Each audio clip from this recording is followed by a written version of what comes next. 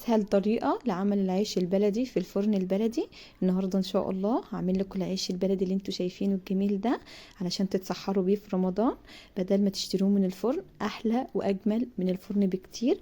ازيكم عاملين ايه؟ يا رب كلكم تكونوا بالف خير. اللهم صل وسلم وبارك على سيدنا محمد وعلى اله واصحابه اجمعين. النهارده ان شاء الله هعمل معاكم العيش اللي انتوا شايفينه ده الجميل ده.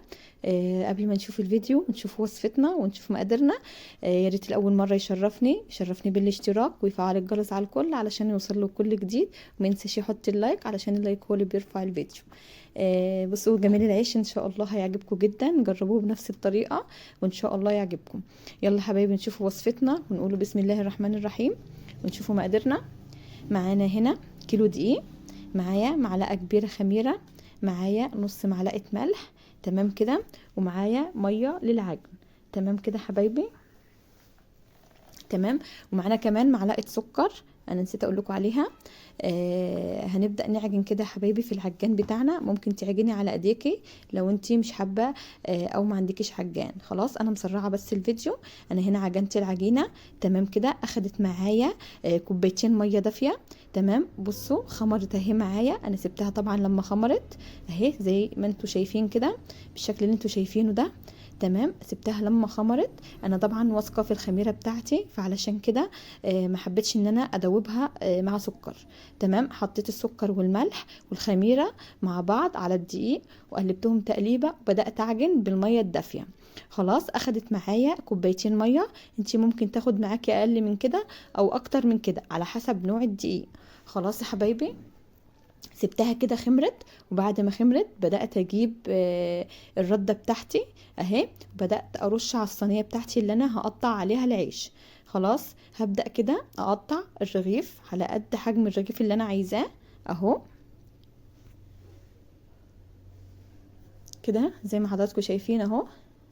هبدأ اقطع كده العيش بتاعي كور، تمام. وهظبط كده الكرة واحطها على الدقيق. طبعا انا هبدأ اقطع كله، هقطعهم كلهم كده، اسفة.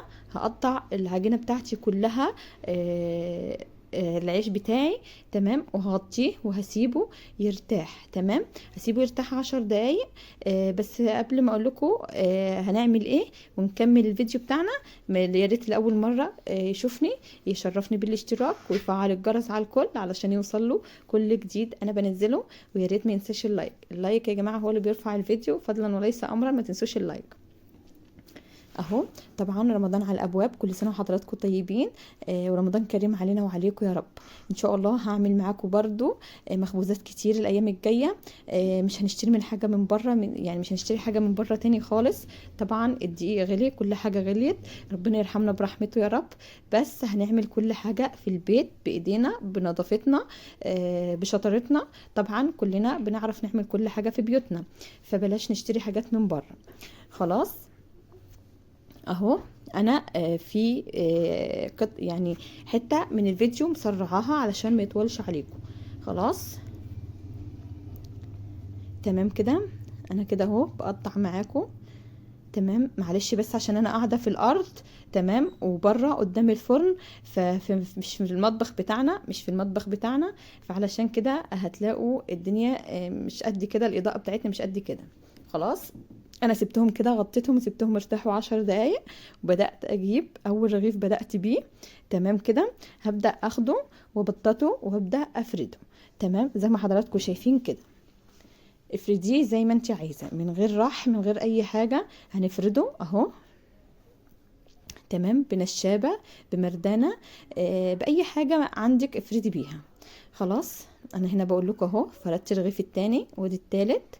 هبدأ يعني هفرد الكمية كلها بتاعتي اهو، تمام. على فكرة سهل جدا وبسيط جدا وما بياخدش اي وقت، هو بس الوقت اللي بياخده في التخمير. خلاص الوقت اللي بياخده في التخمير، فما بياخدش وقت معنا. بنفرد بسرعة وبسيبه 5 دقايق كده، وببدأ بسيبه كده يعلى معايا شوية وببدأ اسويه في الفرن.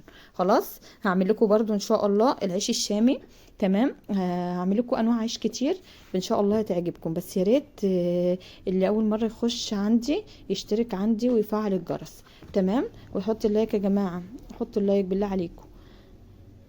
اهو. انا عايزه الفيديو ده يوصل 1,000,000 مشاهده، يا ريت فضلا وليس امرا اللي يحبني يحط اللايك علشان الفيديو يوصل لناس كتير وتشوفه. تمام، عايزاه يوصل وعايزه لايكات كتير، لايكات كتير يا جماعه. هنا كنت فردت العيش كله خلاص وخلصته سبته ارتاح. تمام، انا بس مسرعه الحته ديت. بدات كده اجيب العيش بتاعي اللي انا فردته في الاول، هبدا اخد رغيف رغيف وابدا احطه في الفرن. هو طبعا ارتاح معايا وخمر معايا شويه.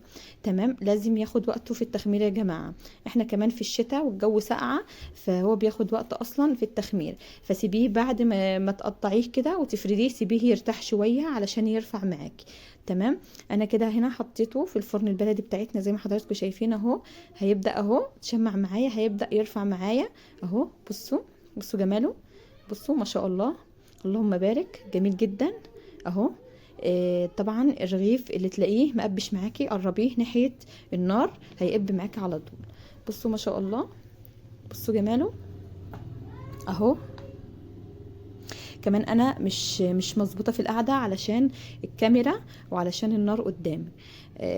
بصوا شكله جميل جدا. جربوه بنفس الطريقه وهتدعوا لي. اعملوه في بيتكم لسحور رمضان، اعملوه لاولادكم في البيت، ما تشتروش حاجه من بره اهو. بصوا انا هنا ببص كده من تحت بشوفه خد لون من تحت ولا لا معايا اهو. تمام، انتي خدي بالك بس انا علشان انا زي ما قلت لكم الكاميرا، فمش قادره بصراحه ان انا اخد بالي قوي من النار. فانتوا خدوا بالكم وانتوا بتسووا ما تخلوش ياخد لون معاكم. خلاص اهو، بدات كده اطلع اللي في الفرن واحط غيره. انا طبعا فردها على رده يا جماعه، انا فردها على رده. تمام، حبه رده مع حبه دقيق كده وفردت عليه. هنا بصوا اهو. هنا بس في عيش معايا خد لون، في عيش معايا خد لون من تحت علشان الردة اللي كانت على الصاج، انا ما مسحتش الصاج. فدلوقتي همسح الصاج وهبدأ احط غيرهم. هنا مسحت الصاج اهو، وهبدأ احط العيش بتاعي اهو. تمام كده اهو.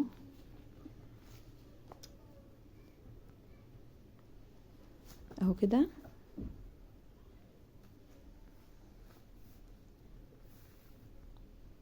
حطي الكمية اللي انت عايزاها براحتك اهو.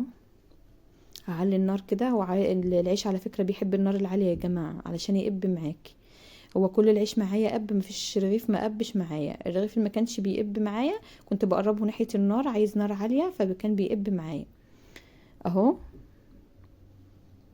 بصوا ما شاء الله اهو، جميل جدا. ريحة العيش في البيت جميلة، تحسي البيت كله خير كده. بصوا النار انا معلياها جامد على العيش علشان تقب معايا العيش كله.